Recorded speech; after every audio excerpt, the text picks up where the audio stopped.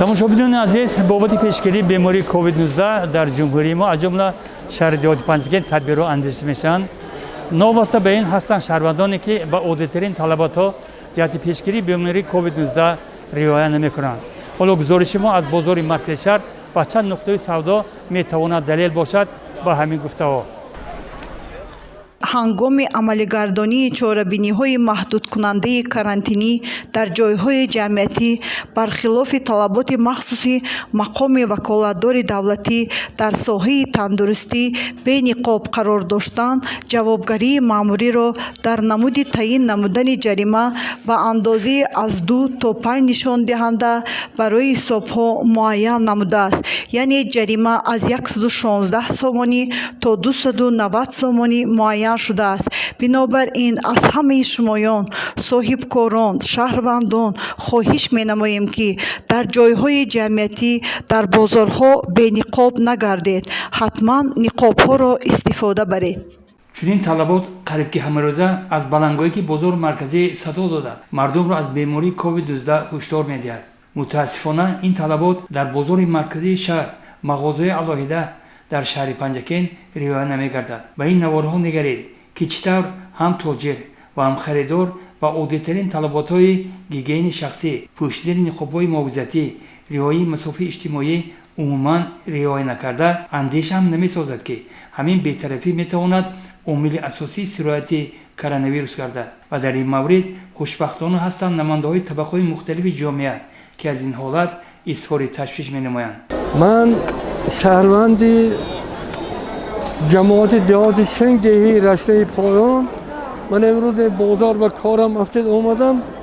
бисёрӣ аз одамҳо ниқоб надоранд, бояд ки на итоат кунанд. касалӣ ба баъзе одамҳо мумкин касал бошанд, дигар кас мегузарад ин касалӣ. бояд ҳама итоат карда ҳамин ниқобро банданд. بیماری کرونا بسیار خطرناک است. بنابراین ضرور است که مردم برای احتیاط از نقاب استفاده برند. استفاده نقاب نه تنها شخص خود انسان رو بلکه اطرافیان رو ایمن نگه می‌دارد از این بیماری.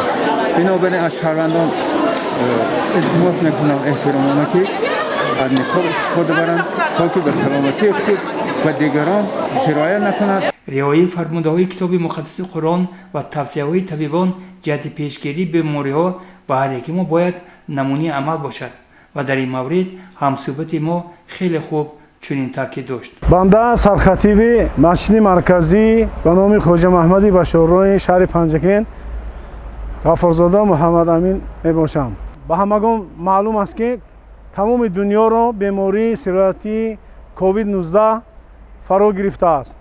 мутаассифона имрӯз ба назар мерасад ки мардум нисбати ин беморӣ бепарво шуданд. худовандам мефармояд ки аъузу биллаҳи мина шайтони раҷим я айюҳаллазина аману атиъу ллоҳа ва атиъу расула ва улил амри минкум, яъне ба худо итоат кунед ва ба пайғамбар итоат кунед ва улул амратонро итоат кунед. улул амр ин пешвоҳо ҳастанд, ин табибо ҳастанд, ин олимо ҳастанд. имрӯз тамоми дунёро назар кунед, ҳама табибои олам тавсия доранд ки мардум бояд ки фосилаи иҷтимоиро риоя кунанд, мардум бояд ки ниқоб пӯшанд, мардум бояд ки дастҳояшонро бо собун бишӯянд. ва ниқоб пӯшиданам аз нигоҳи шариати ислом далели худашро дорад. баъзеҳо мегӯянд ки ҳама чизе ки шавем таваккал аз тарафи худо аст. таваккала худоба кардем, ҳар чиз шавем аз тарафи худо. лекин моҳияти таваккал карданро сарфам намераванд. худовандам пайғамбараш ҳам бузургон олимон мегӯянд ки аввал таваккала гуфтем ки моҳияту аҳамияташро дарк карда баъд таваккал кардан дар кор. таваккал ҳамин аст ки ана як аъробӣ назди расули худо омад аз яман, аз куҷо омад. пайғамбар ӯро гуфтанд чӣ гуна омадӣ? гуфт ки бо уштурам омадам. гуфтанд уштурат куҷо аст? гуфт ки ман таваккал бар худо карда раҳояш кардам. пайғамбар гуфтанд ки почаи уштуратро баста будӣ? гуфт ки не. гуфтанд ки аввал почтии уштуратро бибанд бас таваккал бар худо кун ки инро ҷалолиддин румӣ як назм медорад гуфтааст ки гуфт паямбар бо овози баланд бо таваккул зонии уштур бубанд. خب گر توکل میکنی بر کار کن کیست کن پس توکل بر جبار کن.